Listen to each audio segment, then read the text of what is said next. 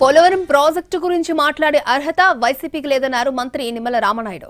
డిసెంబర్లో guide walls పూర్తి చేస్తామని చెప్పారు ఆయన. ఎర్తకం రాక్ ఫిల్ డ్యాంను 2026లో ప్రారంభించి 2027కి పూర్తి చేస్తామని చెప్పారు. ట్రిపుల్ ఇంజన్ సర్కారు వల్లే ఇదంతా సాధ్యమవుతోందని అన్నారు. కృష్ణా గోదావరి జలాల పంపిణీ విషయంలోనూ ద్రోహం జరిగిందని అన్నారు మంత్రి నిమ్మల.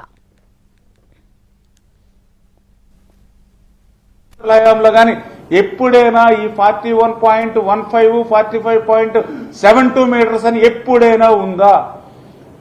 నీ పాలనలో, జగన్ పాలనలోనే ఈ యొక్క 41, 45 అని వచ్చింది నీ పాలనలో కాదా, నీ ప్రభుత్వంలో కాదా అని సూటిగా అడిగితే సమాధానం చెప్పకుండా మళ్ళీ ఈరోజు 41.15కే మరి పోలవరం అని చెప్పి నువ్వు అసత్యమైనటువంటి మాటలు మాట్లాడేటువంటి అర్హత నీకు ఎక్కడుందని అడుగుతూ ఉన్నాం.